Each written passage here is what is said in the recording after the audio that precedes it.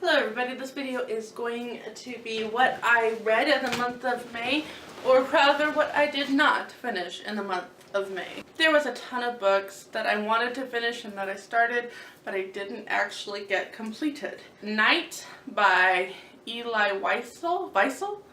I will show a picture of it now.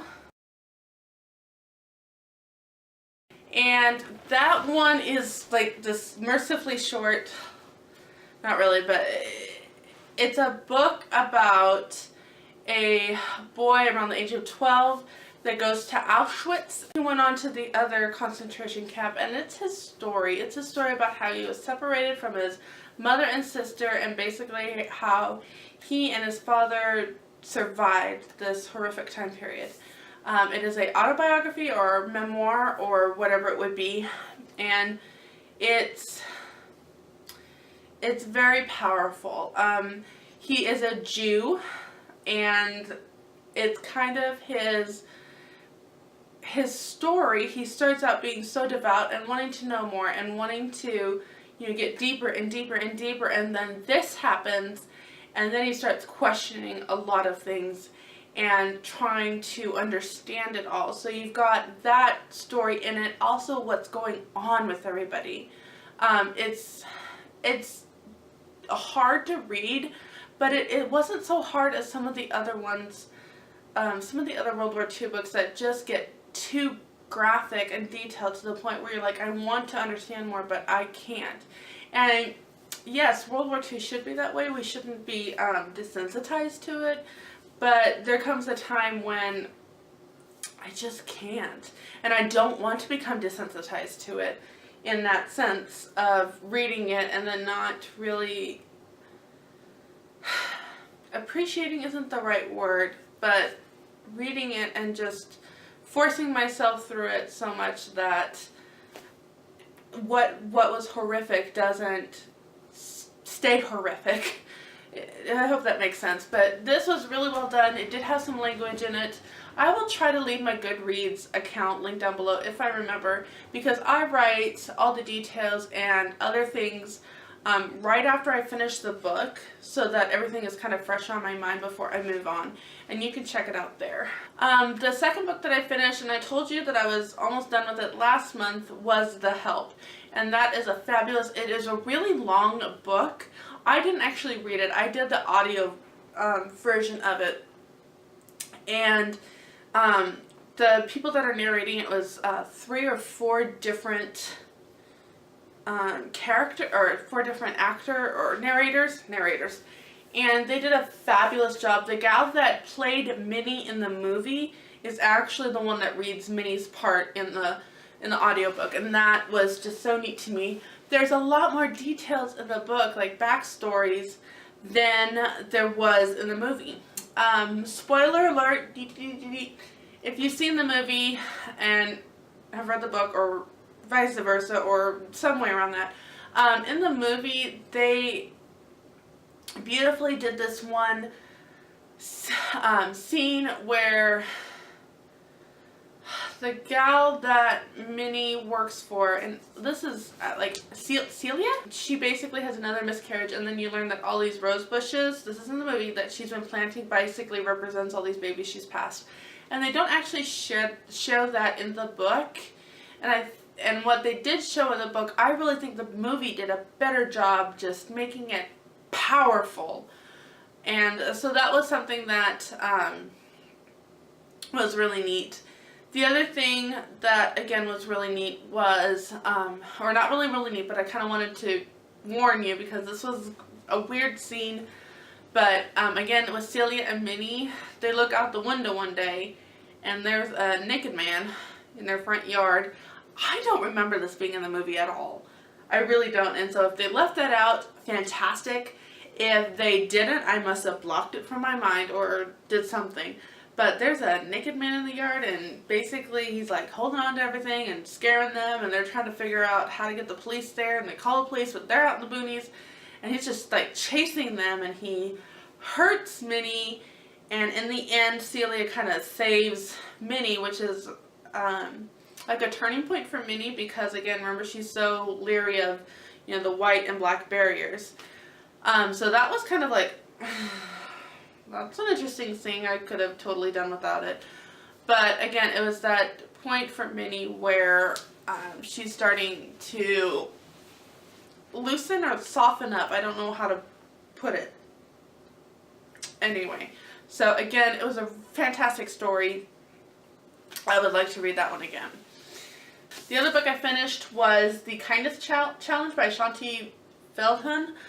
And I have read and loved her For Women Only and For Men Only. I actually read those in high school before I got married. I am surrounded by flies. And I loved those. I thought they were very well done. I read this one and I didn't think it was as good as those other two. She approaches it the same with research and information. Now you take this and apply it. But anyway, I'm not going to talk too much about this because there's going to be another video that I will try to film right after this one explaining more about this. So, that is part of a book club that I am doing with some other ladies. I will leave the playlist link down below so you can go listen to all of those and just enjoy it until the video gets up. And then please come back and watch mine too. Alright, so let me tell you what's kind of going on here. Oh. See, I guess I finished more than I thought. I also finished the Starfisher. This was for our history read aloud. And I included here because I want to feel good about all the books that I read this month when I didn't finish this deck. This was fantastic. I love Lawrence Yep. I think this is the second or third book that I've read by him. And this is loosely based off of his grandmother's experience in being Chinese American during the 1920s. Moving from Ohio to West Virginia. And we use this for our kind of 20s, just before the Depression timeline, kind of a little bit about immigration. If you remember, we did a poetry tea time kind of about the Depression era and the Dust Bowl. So I'm not skimming over it. We did talk about it, about some of the reasons why it happened. It wasn't... He wants to be on camera. You know how it wasn't just about the stock market crash. There was a whole lot of other things involved in it. And so we did talk more about it. But this was our read. And now we're going to go into The War That Saved My Life. Because now we're just going to go into World War II for the last 3 weeks of our school year. And so this is one that we finished. It was beautiful. I really, really loved this. Because it wasn't just about the prejudices about... immigration, but also for the people on the wrong side of the tracks. And there was just so much in here, and it gave us really good conversations with the children, so I highly recommend it. It's not that thick. So if you can get this, please get it and read it with your family. It was really, really good. Very funny too. I also finished The Unhurried Homeschooler. So, very thin. It was good. I have read a number of homeschooling, motherhood books in my life that this information wasn't really new. But the only thing that, again, it was just kind of that encouragement that you can get. But one of the things that I just took away from this book, and I have been just pondering and mulling over this, and I love how, I believe, on page 15 she says, "Let me say that again. 2 or 3 years of study can give your child everything they need to know for high school and college. Only 2 or 3 years." And I think that's such a beautiful thing to realize, especially in today when it's like, are we meeting everything? Are we doing everything? And we're getting so wrapped up that, hey, just this time is for you to build a relationship with your children. Not so much trying to get them academically prepared for the rest of the world. It is a part of it, but the relationship part of it is just as equally, if not even more important. If you don't have the heart of your child, how are you going to school them adequately if they're not with you in it, if that makes sense? More Christian based, so that was very enjoyable. Okay, so this is the stack that I did not finish. And I've been sharing this on Instagram. And why am I sharing this with you now? Well, I really want to get this done, and I really want this video to be more than 2 minutes, so there we go. I am reading Know and Tell by Karen Glass. So far, it's really good. I've had many of you ask me my thoughts and opinion on this. To be honest, this is one of those books that I really have to read and then kind of chew a little bit on, and then go back and read some more and chew a little bit more. But right now I can just tell you this is phenomenal. This is really good. It's very good research. And my husband wants to read this when I'm done because I've read so many parts aloud to him.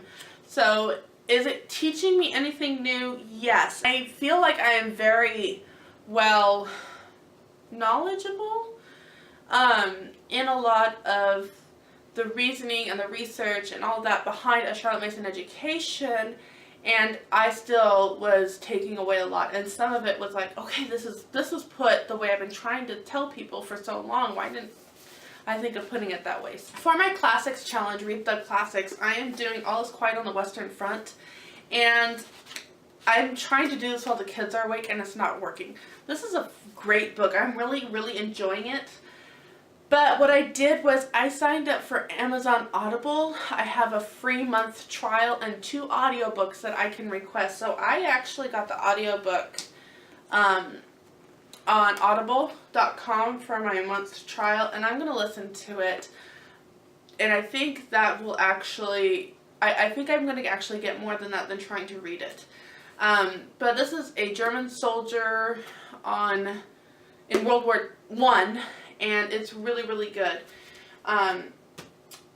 That's all I can tell you because I haven't finished it. Another one that I'm reading is Station 11. This is kind of dystopian, or futuristic. Is that the same thing? I think it's going to be dystopian. But this is the author was homeschooled, and my sister gave this to me. She really, really enjoyed it. I am not sci-fi. I'm trying really hard to enjoy it right now. It is kind of interesting because there's a flu that basically wipes out most of civilization, and they don't have like internet, electricity, and everything. And the main girl, is part of a Shakespeare traveling group, and so that's kind of interesting right now. But I don't really know where this is gonna go. If this is just one of those books that you just enjoy that. I have not been sharing enough of this on social media, and I apologize. I've had actually several of you.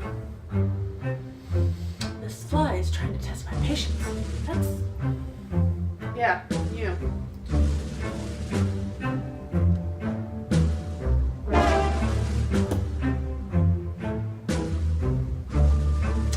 I've had several of you ask if I am still doing Emily Cook's Build Your Library Reading Crate. Yes, I am. I do enjoy this. I only skipped March, I believe it was, with the mysticism, or not mysticism, I'm sorry, the goblins and dragons and magic and that. I only skipped that one. It just didn't align with our family values. So anyway, yes, I am still doing Emily Ark's schooling. I am a little bit behind, but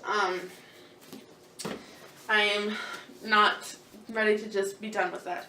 And then the last one that I'm still working on, I'm actually doing this with my husband. We haven't read a book together in forever. It actually makes me sad to think about. We used to love doing that. And so the one book that we're reading is Why Christian Kids Rebel by Dr. Tim Kimmel. I love this author. He forwarded another book that I highly recommend, which is Dangers of Raising Nice Kids. He forwarded this book, and no, I'm not reading this, but why am I showing this to you? Because this book is so good. So with that, I read this years ago, and I highly recommend this one. I just had to throw that in for you parents out there. It's a really good book. I think everybody should be reading that one. But we're reading this one. A lot going on around me, and I really just want to find a way to reach the heart of my children. And so I look to authors that have good relationships with their children. And no, there is no perfect formula. I can't believe how many times I have said that to people. There is no perfect formula. You cannot say, I'm going to do this, this, and this, and have a child that is going to grow up exactly how you mold it. Nor should we. But this is more of a video of what I've done, or what I've read or not read, not necessarily on my parenting skills, because, you know, I've got all that figured out. Anyway, hope you enjoyed this video. This is in collaboration with April from The Simple Rugged Path and Ingrid from Mama and Mia's Homeschool Chronicles. And I will leave their channels linked down below, as well as a playlist for this whole collaboration that we do each at the end of every month. I hope you enjoyed this. Thank you so much for watching. I am getting really tired of saying the same thing at the end of every video. So let's have a little fun. Leave me a fun comment down below. A, what was your favorite book that I showed? But B, what would be a fun way to end these videos? I think right now I'm going to go kill that fly. See you next time, folks. Adios.